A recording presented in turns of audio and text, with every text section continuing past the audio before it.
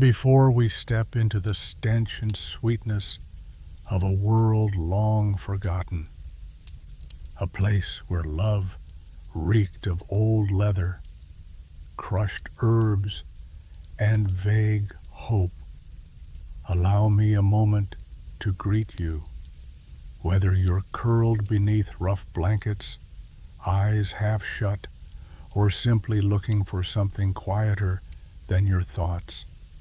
I'm glad you're here. If you're feeling brave, let us know in the comments. Where are you listening from, and what time is it there? It's always strange watching these flickers of light across the map, lone listeners scattered like candle flames, drifting together into the dark. If stories like this bring you uneasy comfort, a strange warmth in the middle of cold decay, perhaps stay with us. Now, dim the lights and let us begin. Tonight, you dare to dream, not of food, not of warmth, but of her, Yvette. You saw her first at the well, sleeves rolled, hair tied, muttering curses at a bucket that wouldn't fill. She didn't smile, not then, but she didn't flinch either when you offered help with your cracked, stained hands. She looked at you properly, like you weren't just part of the mud. 3 days later, she passed you in the square. You were elbow deep in a pig's intestine, trading scraps for bread. She glanced once and said, "If it doesn't rain tomorrow, maybe we walk?" You said nothing. You just nodded. And tonight, somehow, it hasn't rained. You've survived 100 winters, boils, rotting teeth, nights spent with one eye open, clutching a stick against wolves, or worse. But none of that prepared you for this, for the breathless fear in your chest, the dull throb behind your ears, the silent voice screaming, "Don't ruin this. This is not a date. Not really. There is no tavern, no lute player, no candlelight. There is a square, a woman, and a fragile possibility. And in your world, that's as close to romance as it gets. You look down at your hands, already sweating, already dirty again, despite your efforts. You smell like lard, old leather, and something faintly sour, always faintly sour. But tonight, you've tried. You shaved, sort of. You washed, somewhat. You even found dried herbs and crushed them into your skin, praying they'd mask the truth. They didn't. But the effort matters. To you, at least.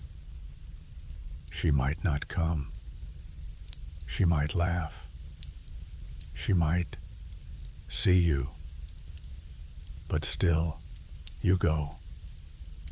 Because in this world of piss-soaked straw and screaming pigs, Yvette said, maybe, and maybe, is everything.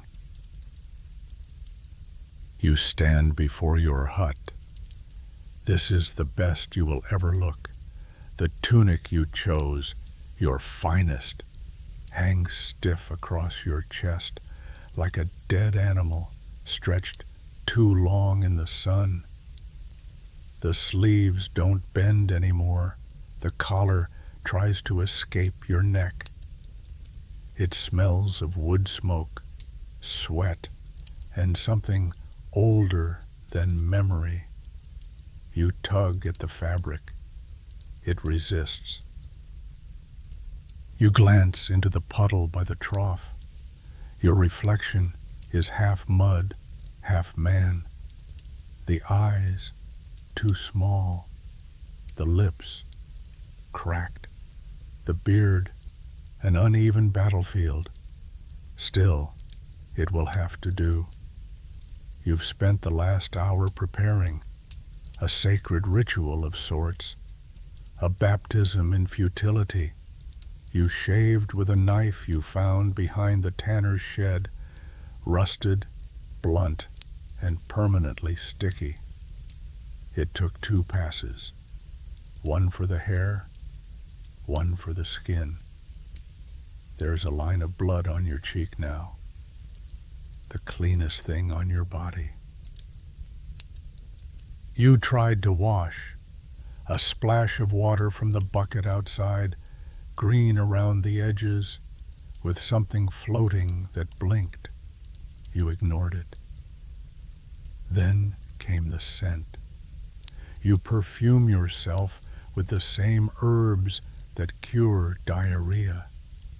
You smell like desperation and dysentery.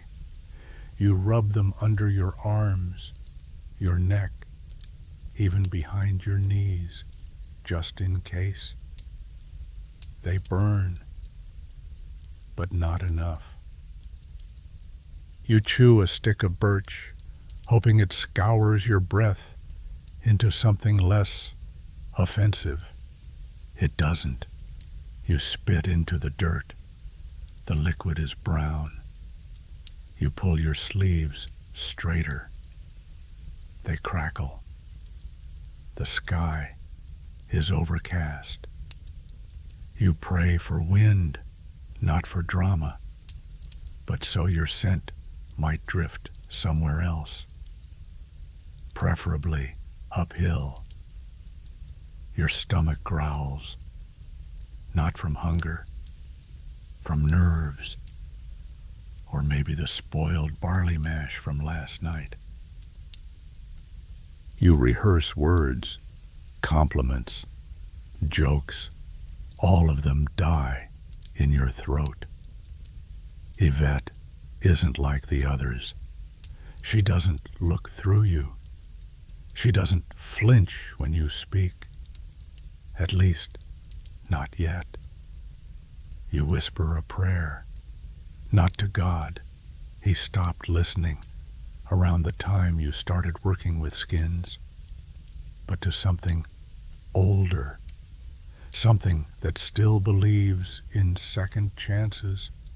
Let her stay, let her speak, let her pretend just for a moment that you are not what you are.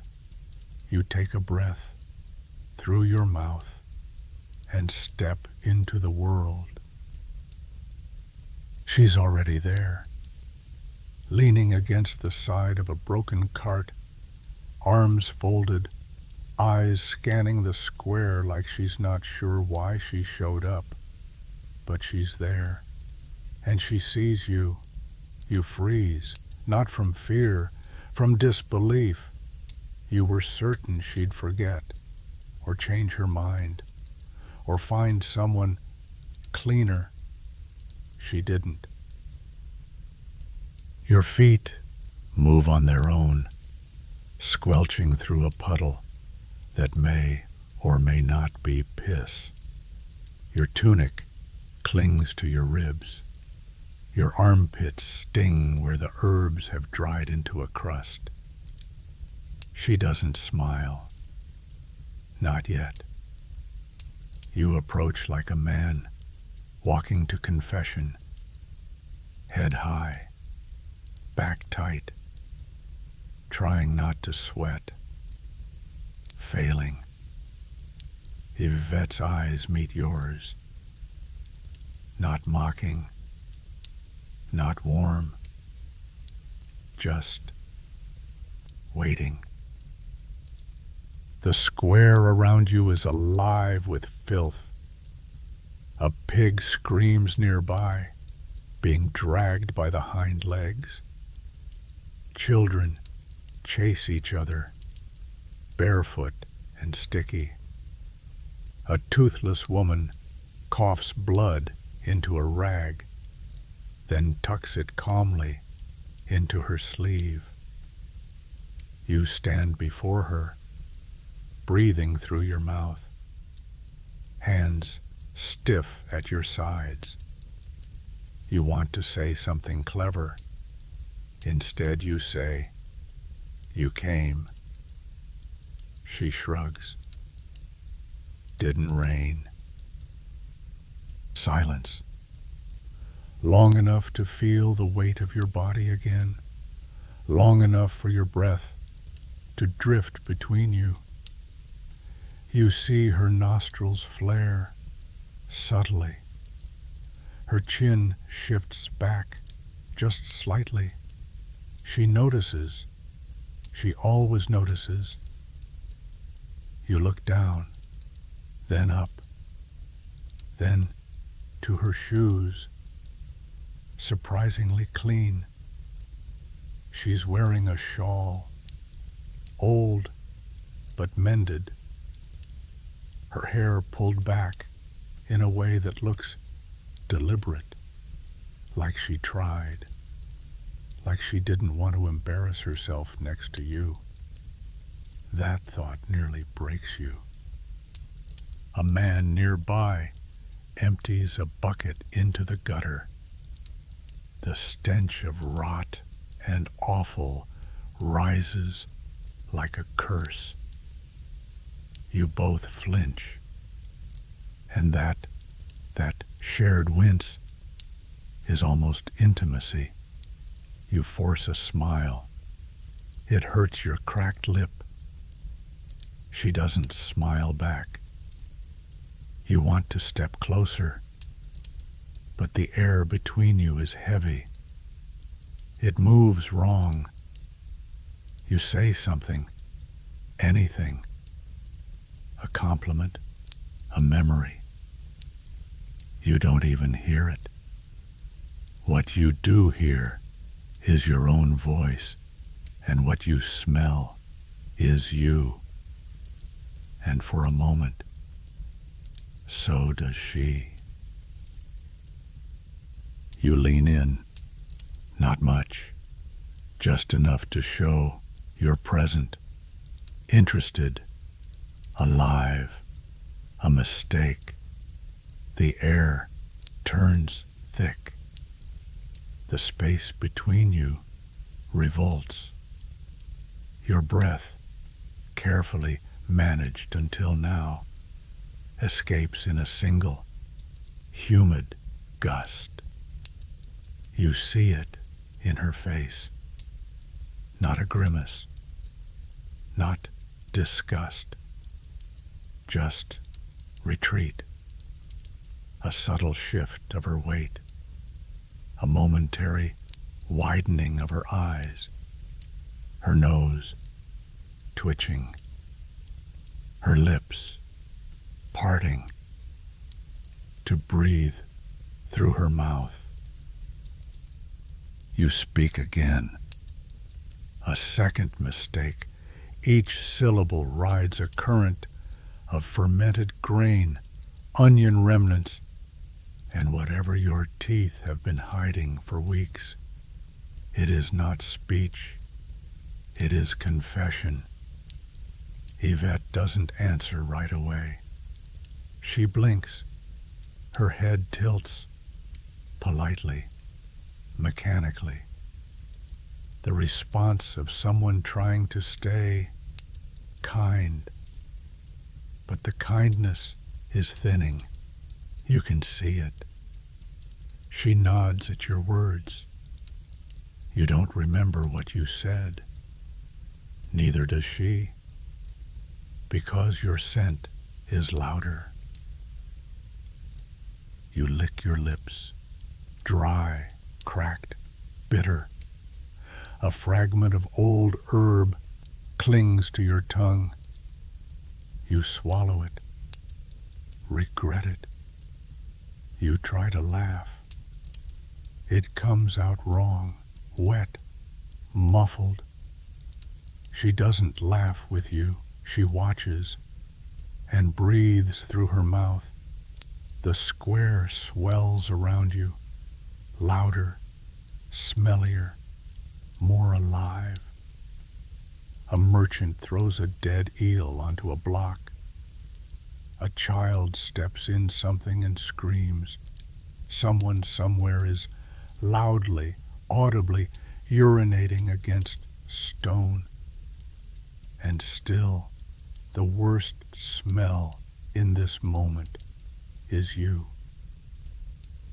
You catch her glance at your collar. A flake of something crumbles from the fabric. She looks away. You want to speak again, to recover, to joke. But now, even your voice feels offensive.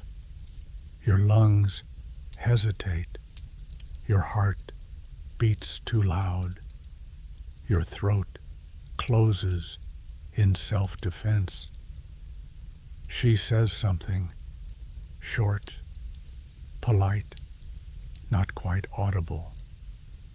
You nod, as if you heard, as if it matters. You both stand there, pretending to be people, but you're not. You're a man soaked in failure, sealed in rot, and she's someone with just enough decency not to say it out loud. Yet. It starts with an itch, high on your back, right between the shoulder blades, the one spot you can never quite reach. You twitch, shift, pretend it's nothing. It isn't. The itch spreads. Left shoulder, collarbone, a tingling heat that becomes urgent, alive. You scratch, quickly, discreetly, but it's no longer just your nerves. It's something else, something moving. You try to focus on her voice, on the way she still hasn't stepped away completely, on the faint crease in her brow as she speaks. But your skin is staging a revolt. You adjust your tunic. Too late. She sees it, a twitch beneath the fabric, a ripple near your collar.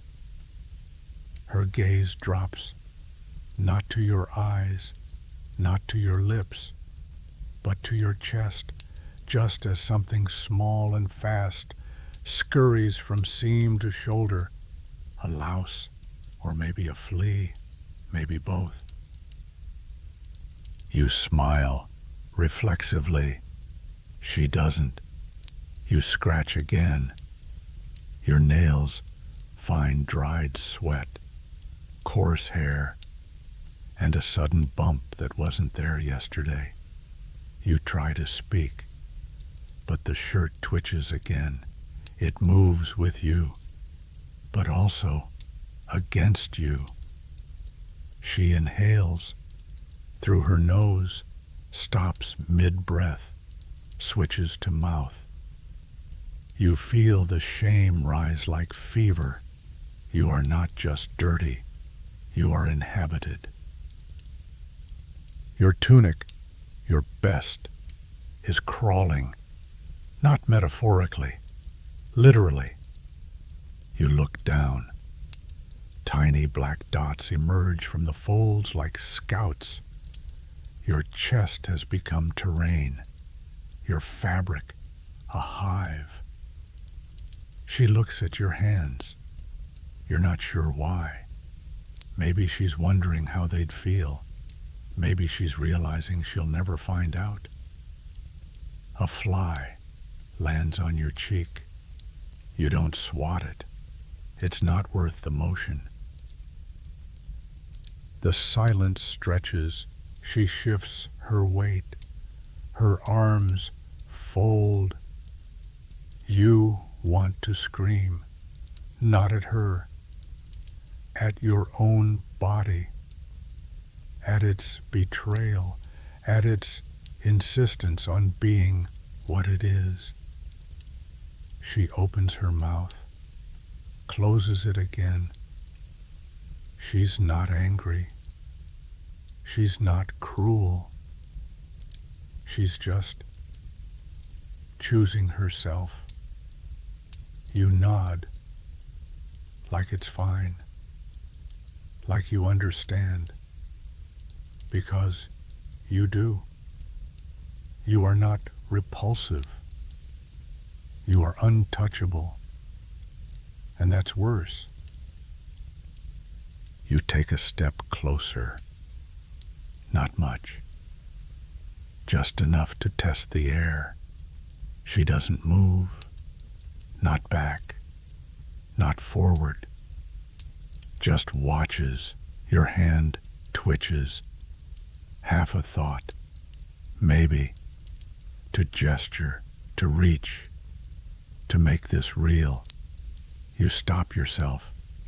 You don't trust your sleeves anymore. You speak again, softly, carefully. A question, maybe, or a compliment. The words feel wet, like they come from somewhere unclean. Yvette doesn't answer right away. Her eyes stay fixed, not on yours, but somewhere near your mouth, calculating, bracing.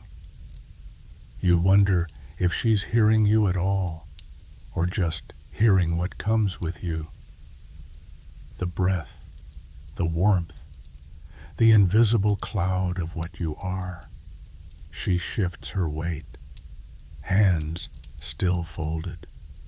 A breeze lifts the hem of her shawl, and with it, your hope.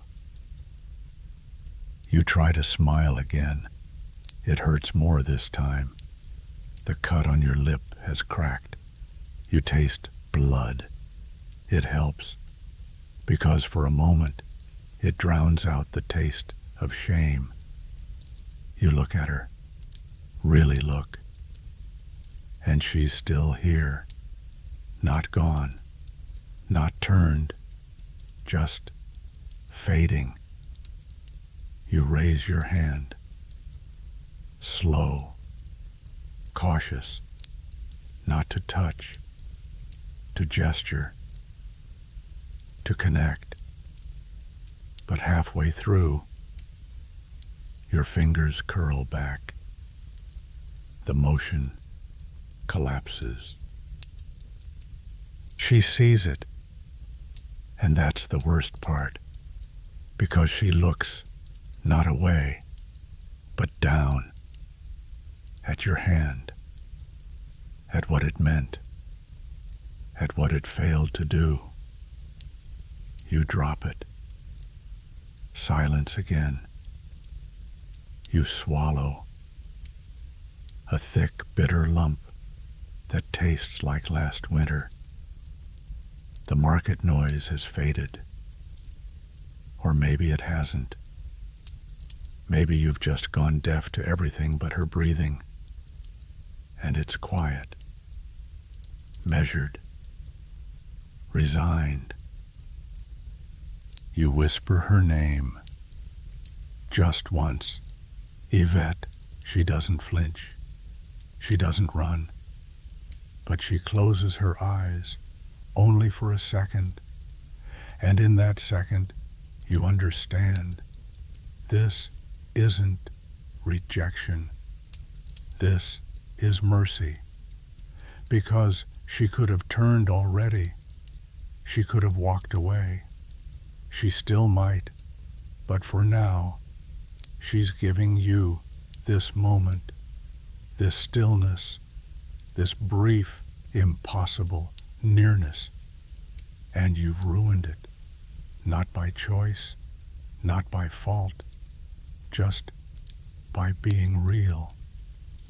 You lower your head. Say nothing more.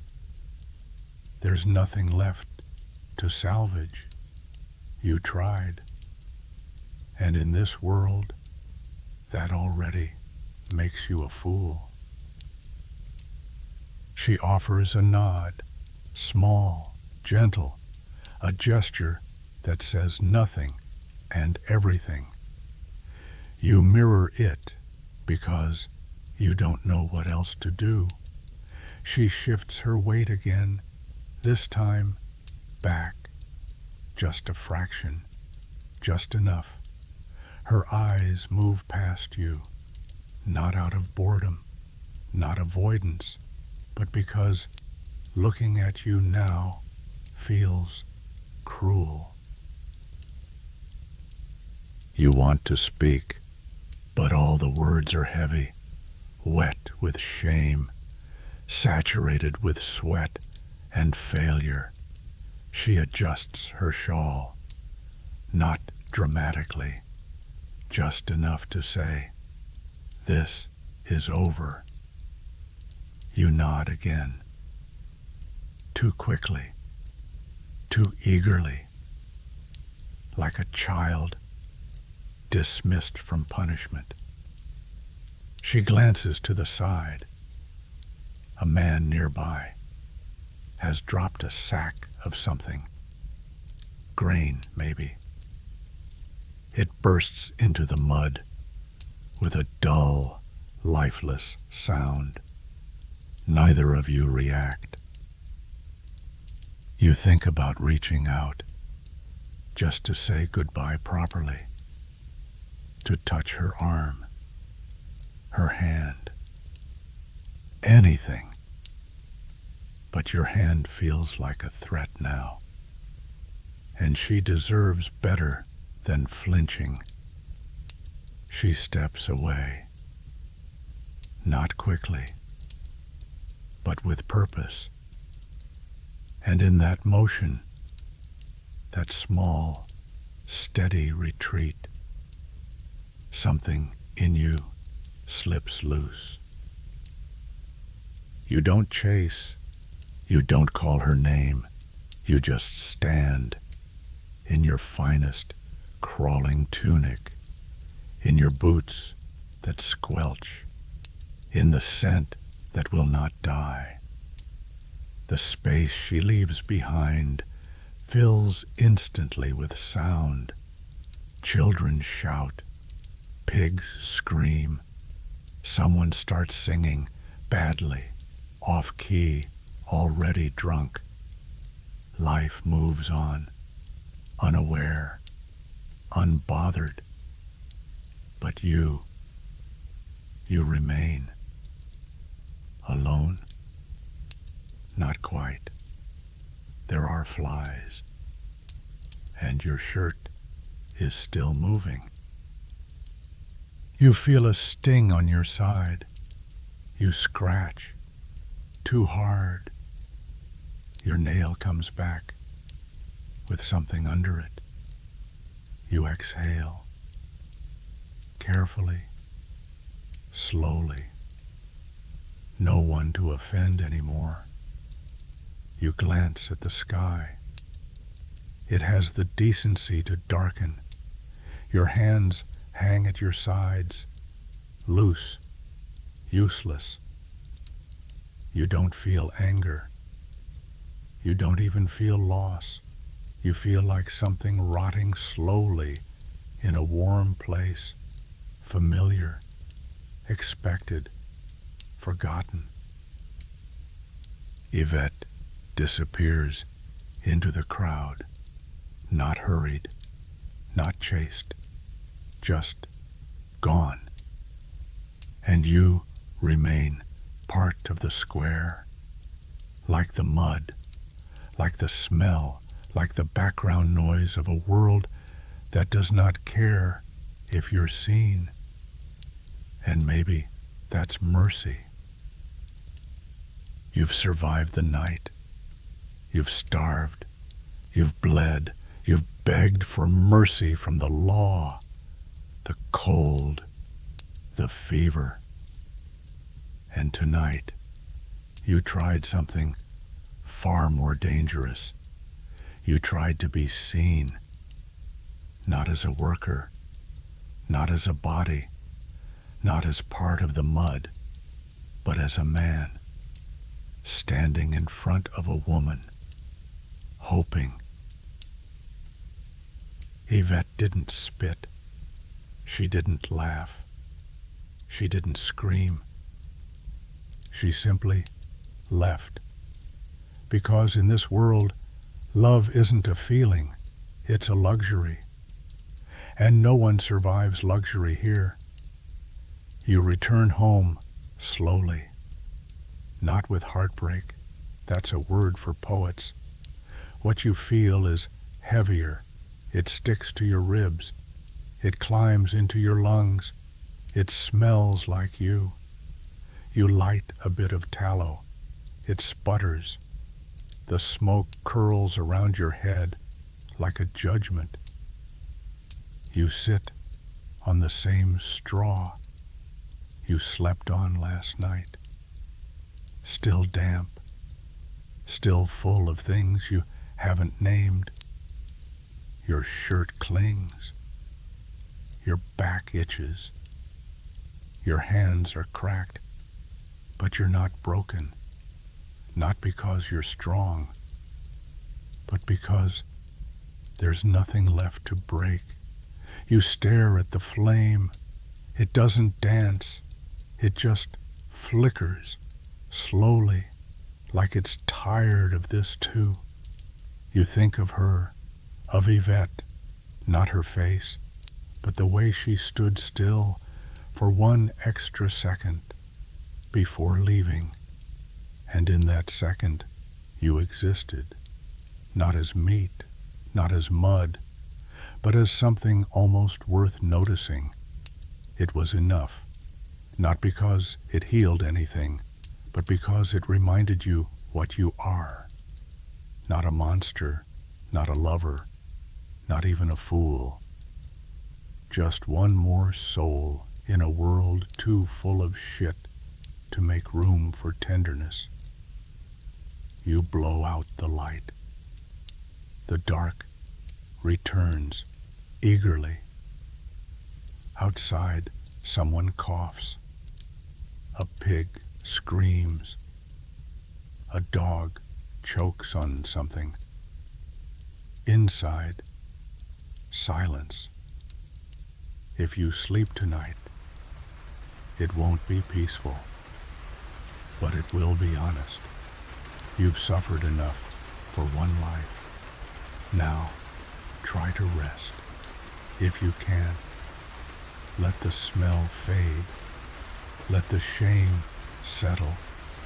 Let the world forget you again and drift into quiet, into stillness, into sleep. Let the fire crackle and the fear subside. Subscribe for more tales of the night.